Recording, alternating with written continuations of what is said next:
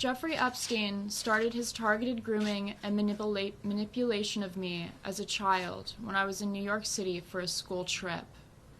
I first came into contact with an assistant of Epstein's while on a high school drama club field trip to New York City. I was invited to his home.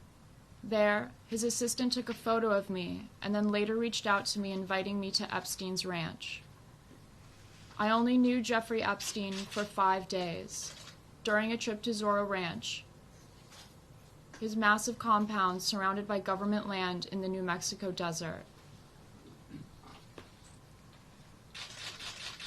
Epstein took my sexual innocence in front of a wall of framed photographs of him shaking hands and smiling with celebrities and political leaders. I was only 15 years old. After, he wanted to talk with me about what had just been my first sexual experience and directed me to take time to myself that night to cry. He said that would be beneficial to my growth. After this, we had a long talk about my future goals. I told him that I wanted to go to college to study biochemistry. He said that he wanted to give me money for college. He asked me how much money I thought he should give me. At 15 years old, living in northern Michigan with my mother, stepfather, and grandfather, I had no idea how to respond to a billionaire who had just raped me. I was being asked to quantify in monetary terms what had been taken from me. When I agreed to $5,000, he smiled and wrote a check made out to the college I so desperately wanted to attend and was not sure my parents could afford. During my trip to New Mexico, I had flown on his jet, which I later learned had been nicknamed the Lolita Express.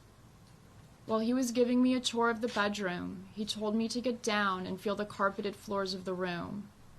He then asked if I noticed anything special about the floor, and I responded that it felt very soft. He laughed and said it was because the floors in the bedroom were foam mattress floors, because he liked to have girls sleep around him on the floor while he slept in the bed. I remember wanting to ask him why he would want that. However, I restrained myself out of fear of sounding like the child I was. Later, when I chose a seat on the jet, Jeffrey told me that is where his good friend Bill Clinton always chooses to sit, as if to reassure me of the elite normalcy of that type of behavior. After I returned to Michigan from Zorro Ranch, I was contacted by one of Jeffrey Epstein's assistants and invited to Epstein's Island, where I was told Prince Andrew, among others, would be a guest. I declined the invitation out of fear. I had only experienced a glimpse of Jeffrey Epstein's world, but it left me with residual trauma which seriously impacted the trajectory of my life from that moment on. I know a considerable amount of information regarding Epstein's international child sex trafficking ring has already been released to the public. And I'm here today to ask that when you hear about more of the crimes committed against me and other victims, that you don't stop at feeling sorry or bad for us, but that you feel angry. Jeffrey Epstein was only a small part of an insidious system of privilege that exploits children as sexual commodities and robs them of their youth. It was clear from the time I spent with Epstein that something was very wrong with his lifestyle, and it didn't take a victim to see that. We were not hidden.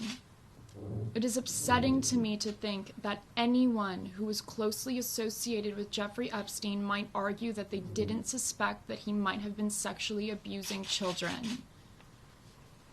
Epstein wielded great villainous power in his ability to make his victims feel shame of their backgrounds, to the point where we felt grateful of any attention or invitation into his inner billionaire playground, no matter the trauma it brought upon us.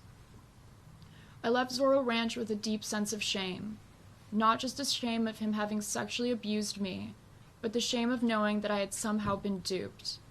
It was the weight of Epstein's wealth, the isolation to which he subjected me, and his discussion of his social connections that crushed me into submission far more than his physical strength.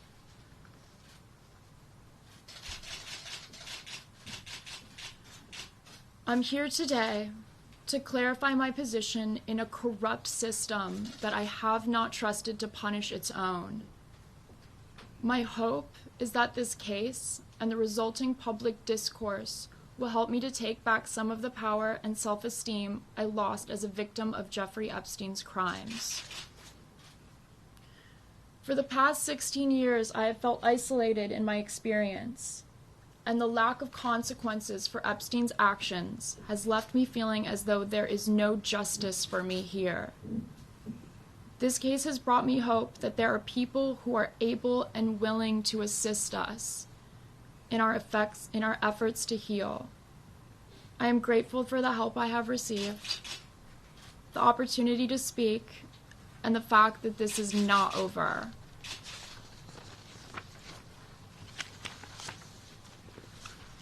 I would also like to say that I agree with Gloria that Prince Andrew and any others who are close to Epstein should come forward and give a statement under oath on what information they have. All the information pertaining to and around this case is important. Just because Epstein is dead does not mean that others around him don't deserve their day in court as well.